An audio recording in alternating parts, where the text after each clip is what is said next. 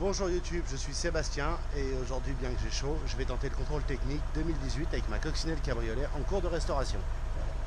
Je vous présente la voiture en vitesse.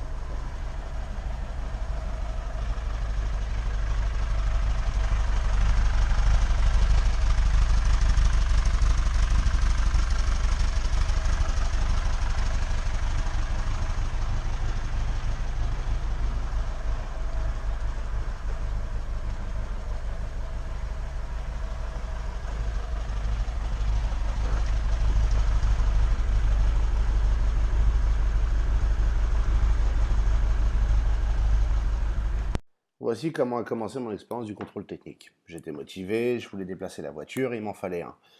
J'ai donc emmené la coccinelle au contrôle technique le plus proche qui avait un rendez-vous et sur lequel je pouvais prendre rendez-vous sur internet, surtout pour simplifier l'opération. À l'arrivée, ils m'ont pris le véhicule. Le contrôle technique s'est déroulé globalement comme un contrôle technique normal, comme on en fait depuis des années. Ils ont raté des choses qui étaient dramatiquement importantes de voir et que j'aurais même moi dû voir avant d'emmener la voiture, à savoir une fuite d'essence quand même assez conséquente. Ils ont contrôlé exactement la même chose que d'habitude. La seule vraie différence que j'ai pu constater dans le contrôle technique par rapport à l'ancien, qui avait soi-disant beaucoup moins de points de contrôle technique et était beaucoup moins sûr, c'est qu'ils ont juste plus de lignes pour plus de remarques et c'est tout. Ça s'arrête là. Il n'y a rien de très passionnant au contrôle technique 2018. Si la voiture est sûre pour la route, elle sera sûre pour la route. Il y a vraiment la seule vraie différence, et j'y ai été confronté puisque, comme vous allez le voir un peu plus tard, j'ai eu un problème avec une durite de frein qui s'était craquelée pendant l'immobilisation du véhicule et qui fuyait, enfin suintait légèrement quand on freinait.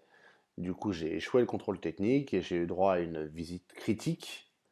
Et c'est ça le gros changement, c'est qu'ils sont plus ou moins capables d'immobiliser le véhicule. À savoir, vous avez jusqu'au soir pour rouler, donc si vous n'êtes pas sûr, essayez de le passer le matin tôt. Et ensuite, on ne peut rouler que si l'on va au contrôle technique ou revient du contrôle technique avec un échec de plus ou pas. En pratique, ce que ça veut dire, c'est que vous pouvez ramener le véhicule chez vous, vous pouvez le bricoler, et quand vous avez besoin de l'essayer, bah, vous prenez rendez-vous à un contrôle technique. Soit vous allez l'échouer pour pour 110 euros maintenant, avant c'était 70. Soit vous annulez le rendez-vous après avoir fait un tour, mais aux yeux de la loi, vous serez en règle. C'est aussi simple que ça, il suffit de prendre des rendez-vous en série. C'est pas forcément la meilleure façon de faire, c'est pas très sympa pour les contrôles techniques, mais le système est ainsi conçu que c'est comme ça qu'il faut faire.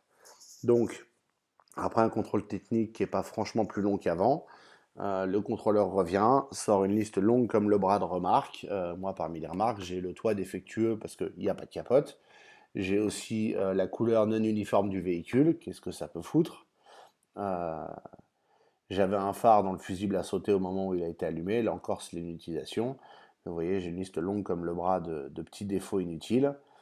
Et j'avais surtout ma durite de frein craquelée. On n'y voit pas très clair, mais elle était là. C'est l'avant droite. Et par chance, j'ai pu en trouver sur place. Voilà l'ancienne.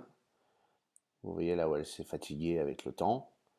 Enfin, la gaine caoutchouc est complètement bouffée. Donc ça, c'est normal que j'ai échoué le contrôle technique.